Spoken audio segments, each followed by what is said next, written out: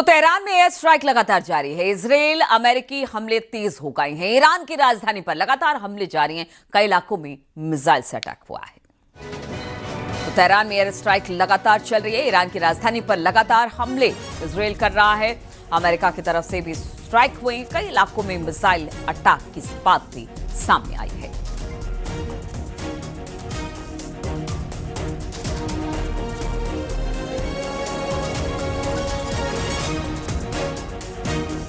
तस्वीरें भी हम आपको दिखा रहे हैं तेहरान में किस तरह से एयर स्ट्राइक की गई है।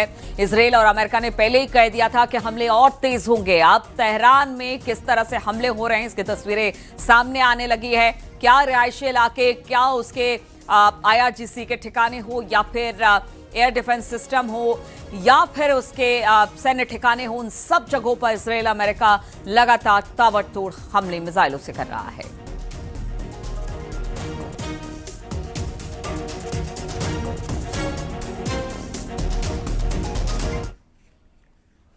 और ईरान की ताकत माने जाने वाली उसकी गुप्त बंकर सिटी अब जंग का सबसे बड़ा निशाना बन गई है। पहाड़ों के अंदर बनी इस अंडरग्राउंड सुरंगों में ईरान के हजारों मिसाइलें छिपा कर रखी गई हैं ताकि किसी भी हमले का जवाब दिया जा सके। लेकिन अब हालात बदल चुके। अमेरिका और इजरायल की निगरानी इतनी तेज है कि कई मिसाइलें लॉन्च होने से पहले ही तबाह की जा चुकी है। सवाल यह है कि जो बंकर कभी ईरान की सबसे बड़ी ढाल थे, क्या वही अब उसकी सबसे बड़ी कमजोरी बनने जा रहे हैं? देखिए जरा ये रिपोर्ट।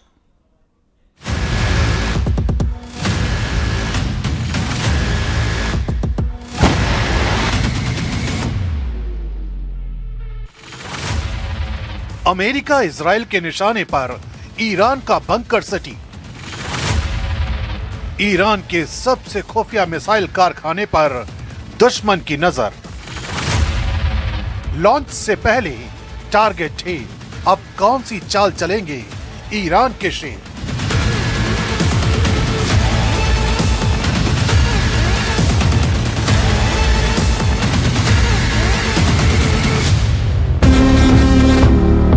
ईरान की मिसाइलों को उसकी असली ताकत माना जाता है। इन्हीं मिसाइलों से ईरान ने अमेरिका और इजरायल को गहरे जख्म दिए हैं। यही वजह है कि अब महायुद्ध के इस भयानक पड़ाव पर अमेरिका और इजरायल ने अपनी रणनीति को बदल लिया है। अब ईरान के उस बंकर सिटी को टारगेट किया जा रहा है जिसे ईरान की रियल पावर माना जाता है।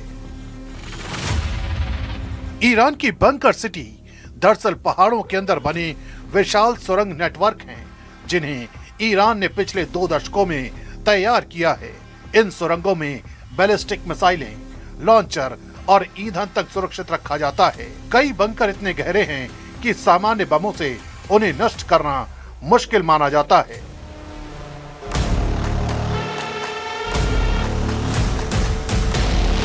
ईरान की रेवोल्यूशनरी गार्ड ने इन अंडरग्राउंड ठिकानों के वीडियो भी जारी किए हैं जिनमें ट्रकों पर लगी मिसाइलें लंबी सुरंगों के अंदर कतार में दिखाई देती हैं। रणनीति साफ है, अगर दुश्मन हवाई हमला करे तो मिसाइलें सुरक्षित रहें और अचानक बाहर निकलकर जवाबी हमला किया जाए। लेकिन अब यही सुरंगें लगातार निगरानी में हैं। I'm once again calling on all members of the Iranian Revolutionary Guard, the military and the police to lay down their arms. They're only going to be killed. And now is the time to stand up for the Iranian people and help take back your country. You're going to have a chance after all these years to take back your country. Accept immunity. We'll give you immunity. America और Israel ने इन bunker cities को खोजने के लिए hi tech निगरानी तंत्र तैनात किया है।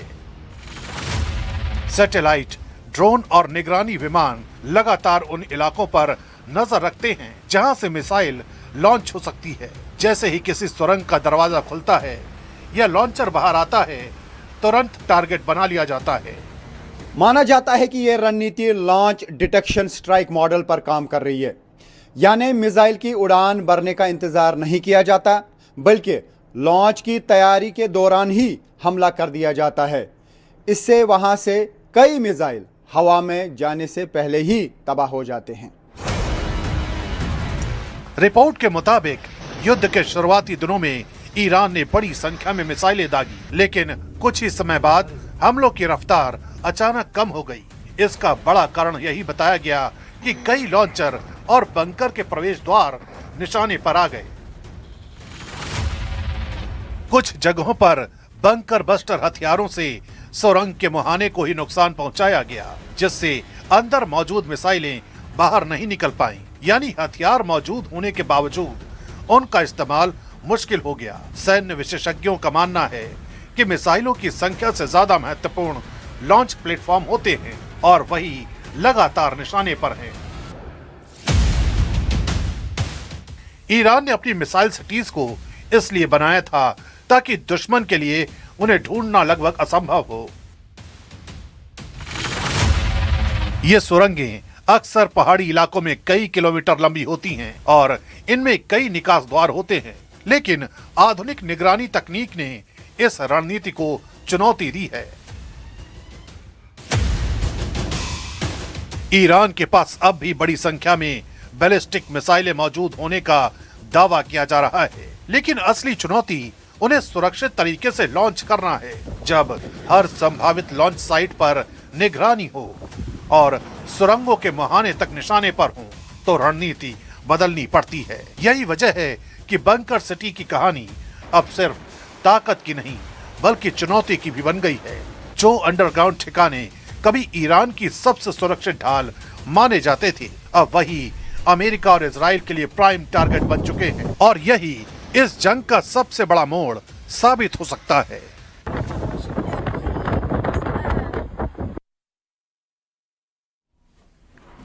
और अमेरिका ने रूस से तेल खरीद पर भारत को बड़ी राहत दी है। ईरान युद्ध के बीच हॉर्मुज रूट बंद होने से दुनिया भर में इस वक्त तेल का संकट पैदा हो गया है। खतरे के बीच अमेरिका ने भारत को रूस से तेल खरीदने पर 30 दिनों के अस्थायी छूट दे दी है। इसका मतलब है कि भारत अगले 30 दिनों तक रूस से तेल खरीद सकता है। रूस के कई तेल टैंकर लंबे समय से समुद्र में खड़े थे क्योंकि अमेरिकी प्रतिबंधों की वजह से उनका सौदा अटका हुआ था। अब इस 30 दिन की अस्थायी राहत से भारतीय रिफाइनरियों को रूस से तेल खरीदने की इजाजत मिल गई है। अमेरिका का कहना है कि यह फैसला वैश्विक तेल सप्लाई को स्थिर रखने और बाजार में संकट कम करने के लिए लिया गया है।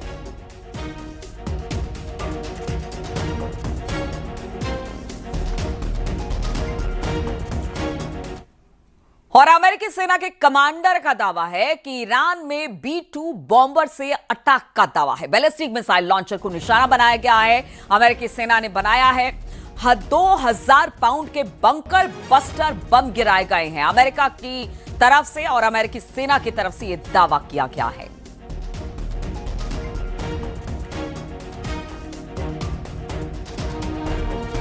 तो बंकर बस्टर बम आप समझते हैं कि खास तौर पर उन जगहों पर जहां पर जमीन के अंदर निशाना बनाया जाता है किसी भी सैन्य ठिकाने को, और अगर जिस तरह से मिसाइल छिपाने की बात हो रही है अलग अलग जगह पर, उससे लेकर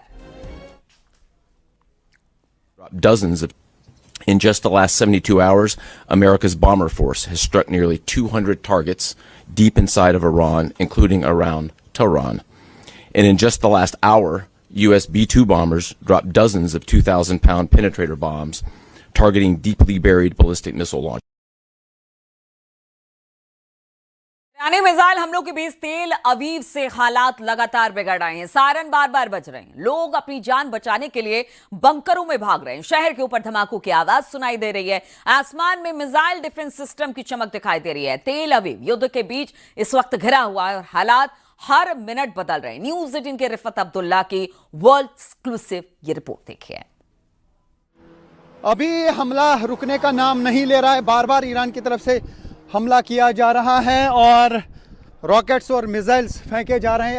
अभी आप देख सकते हैं कि यहाँ पे इंटरसेप्ट किया गया है। मिसाइल जो लॉन्च किया गया था उसको यहाँ पे आसमान में इंटरसेप्ट किया गया है। यहाँ पर भी इंटरसेप्ट किया गया है। ये देखिए आप, आसमान में धमाके हो रहे हैं ज़बरदस्त, तो इंटरसेप्शंस हो रही हैं। ये टेल अवीव की आसमान में ये देख सकते हैं आप, एक और धमाका यहाँ पर भी। 3 जगह पे इंटरसेप्ट किए गए हैं मिसाइल्स। ये एक जगह आसमान में, ये दूसरी और ये तीसरी जगह पे। तो आप देख सकते हैं एक और जगह पे, 4 जगह पे बैक टू बैक ये जो आप देख रहे हैं यहाँ पे टेल अवीव में इंटरसेप्शंस हो रही हैं। ये देखिए एक के बाद एक इंटरसेप्शंस धमाके लगातार हो रहे हैं। ये देखिए, ये एक्सक्लूसिव विजुअल्स आप न्यूज़ 18 पे देख सकते हैं। इस वक्त स्ट्रेट टेल अवीव से एक के बाद एक मिसाइल और रॉकेट जो है उसको इंटरसेप्ट किया जा रहा है। ईरान की तरफ से लगातार ज़ोरदार हमले किए जा रहे हैं यहाँ टेल अवीव और बाकी जगहों पे। तो ये आप देख सकते हैं, ये ईरान का एरिया है। और ये देखिए आसमान में किस तरीके से इंटरसेप्ट किया जाता है मिसाइल्स को या रॉकेट्स को जो ईरान की तरफ से हमला किया जाता है। ज़ोरदार हमला हुआ था, ज़ोरदार धमाके इस वक्त हो गए और अब इन मिसाइल्स को इंटरसेप्ट किया गया। तो ये जो आप निशान देख रहे हैं आसमान में, ये इंटरसेप्ट हो रहे हैं रॉकेट्स और मिसाइल्स जो लगातार ईरान की तरफ से दागे जा रहे हैं। अभी और धमाका एक हो गया, उसका मतलब है कि बहुत बड़ा बैराज ऑफ मिसाइल्स था जिसको इंटरसेप्ट करने के लिए यहाँ जो एयर डिफेंस सिस्टम लगा हुआ है, चाहे वो थार्ड है या बाकी एयर डिफेंस सिस्टम है, वहाँ से वापस रॉकेट्स फेंके जाते हैं और इनको हवा में गिराया जाता है। ये देख सकते हैं आप।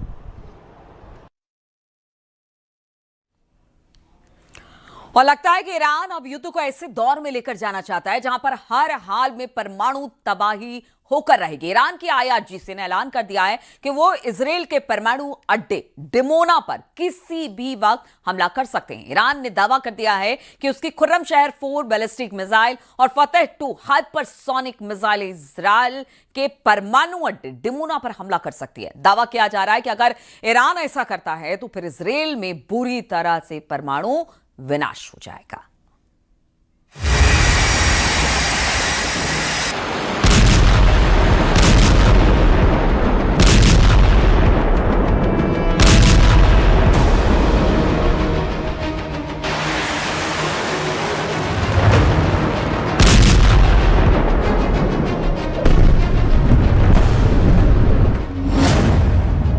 छह दिन से युद्ध, जलने लगे 12 देश। खामनेई का खैबर युद्ध अभी बाकी है।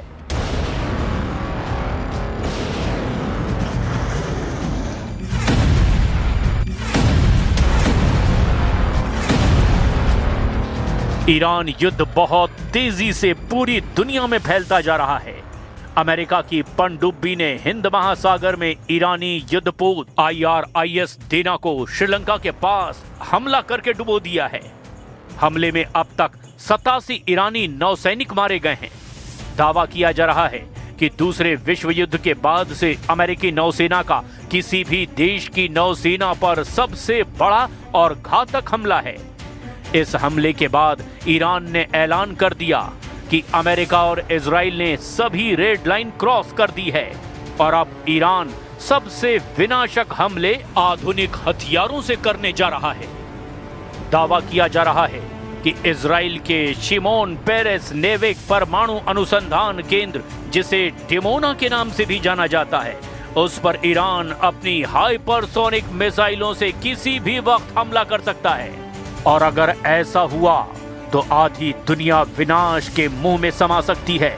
और अगर ईरान ने इजराइल के परमाणु संयंत्र में धमाका किया तो तत्काल इसका प्रभाव 2 लाख से ज्यादा लोगों पर अकेले इजराइल में पड़ेगा।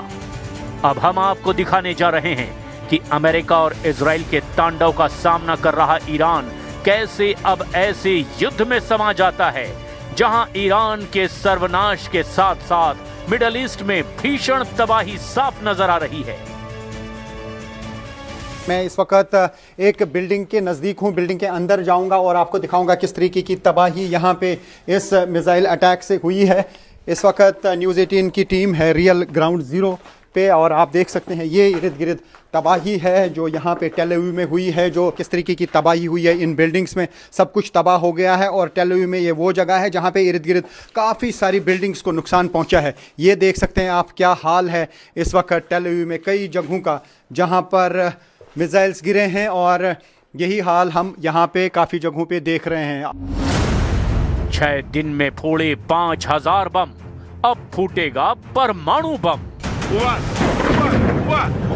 पिछले 6 दिन से जारी खूनी युद्ध में ईरान को प्रचंड नुकसान हुआ है।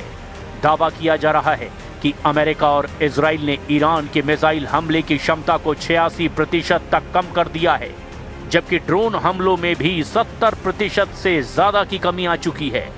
वहीं ईरान ने भी Qatar, Saudi Arab, Kuwait, UAE, Bahrain, Jordan, Iraq, Cyprus और इजराइल पर मुख्य रूप से टारगेटेड हमले किए हैं। ईरान ने इजराइल और अमेरिका के हमलों के जवाब में ऑपरेशन ट्रू प्रॉमिस 4 के तहत पूरे मध्य पूर्व में भीषण जवाबी कार्रवाई की है। 6 दिन के युद्ध में अभी तक ईरान की जमीन पर किसी भी देश का कब्जा नहीं हुआ है।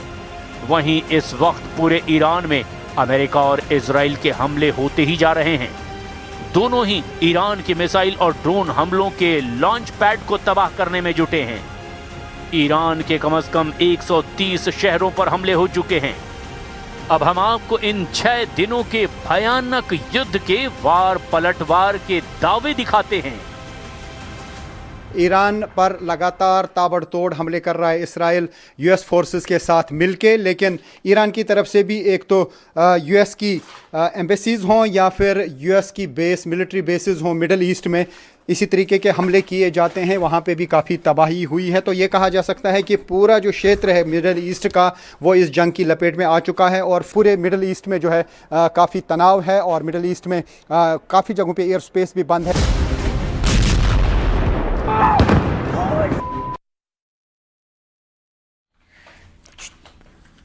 और बहरीन में ऑयल रिफाइनरी पर ईरान का हमला हुआ है। मिसाइल अटैक के बाद रिफाइनरी में आग लग गई है। हमले के बाद बहरीन सरकार का बयान सामने आया है। रिफाइनरी की आग पर काबू पाया गया है, बहरीन सरकार ने ऐसा कहा है। साथ ही उन्होंने कहा है कि देखिए अभी भी वहां पर काम चल रहा है, यानी कि काम रुका नहीं है रिफाइनरी में। हाँ, वहां पर जो अटैक हुआ था उसमें आग लगी थी जिसे अब बुझा लिया गया है।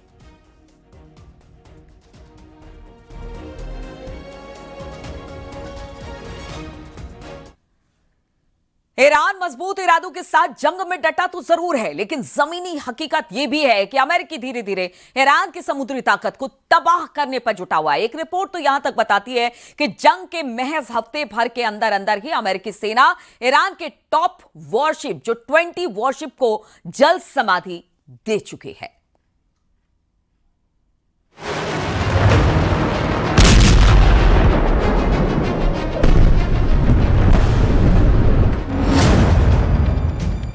उड़ा दिया ईरानी युद्धपोत, इजराइल यूएस पर पलटवार।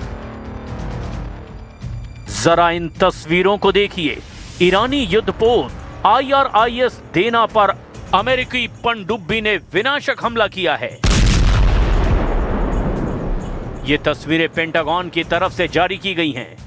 अमेरिका ने 4 मार्च 2026 को भारत से लौट रहे ईरानी युद्धपोत IRIS देना को श्रीलंका के पास हमला करके डुबो दिया था। श्रीलंका की नौसेना के मुताबिक अब तक 87 शव बरामद किए गए हैं, जबकि 32 लोगों को बचा लिया गया है। रॉयटर्स के मुताबिक करीब 60 लोग अभी भी लापता हैं और उनकी तलाश लगातार जारी है। ये ईरानी जहाज 18 फरवरी को भारत के विशाखापट्टनम में आयोजित 2026 इंटरनेशनल फ्लीट रिव्यू और मिलान 2026 मल्टीलेटरल नेवल एक्सरसाइज में हिस्सा लेने आया था। 25 फरवरी को यह भारत से रवाना हुआ था। जब इस पर हमला हुआ तब ये जहाज दक्षिणी श्रीलंका के गाले शहर के करीब 40 समुद्री माइल यानी करीब 75 किलोमीटर दूर था। द्वितीय विश्व युद्ध के बाद पहली बार है जब अमेरिकी नौसेना की पनडुब्बी से दागे गए टॉर्पीडो ने किसी जहाज को युद्ध में निशाना बनाया है। रिपोर्ट्स के मुताबिक अमेरिका अब तक ईरान के 20 वॉरशिप को समुद्र में डुबो चुका है। ईरानी युद्धपोत IRIS देना पर 180 ईरानी नौसैनिक सवार बताए जा रहे हैं। हैरानी की बात तो यह है कि इस वक्त ईरानी सेना आखिरी दम तक हमला करने में जुटी है। जरा इस वीडियो को देखिए जिसे इजराइल ने जारी किया है। इस वीडियो में ईरान के जेट याक 130 को इजराइल का F-35I फाइटर जेट हवा में तबाह कर रहा है। इजरायली सेना ने कहा कि उसके F-35I फाइटर जेट ने तेहरान के आसमान में ईरान के याक 130 लड़ाकू विमान को मार गिराया। इजराइल के सैन्य प्रवक्ता ब्रिगेडियर जनरल एडी डेफ्रिन ने मीडिया को बताया कि इस कार्रवाई का पहला वीडियो भी जारी किया गया है। वीडियो में दिखाया गया कि F-35I विमान ने कैसे ईरानी जेट को निशाना बनाया। वीडियो में पायलट रेडियो पर कहते सुनाई देता है कि हमने हमला कर दिया है, टारगेट गिर गया है, अब हम आगे भी हमले जारी रखेंगे। अब ऐसे हालात में विशेषज्ञों का मानना है कि अगर ईरान इजराइल के डिमोना परमाणु ठिकाने पर आत्मघाती हमला करता है तो ये ईरान के लिए भी सर्वनाश साबित होगा। अब देखना होगा कि ईरान अमेरिका और इजराइल के हमलों के बाद कब तक और कैसे पलटवार करता है।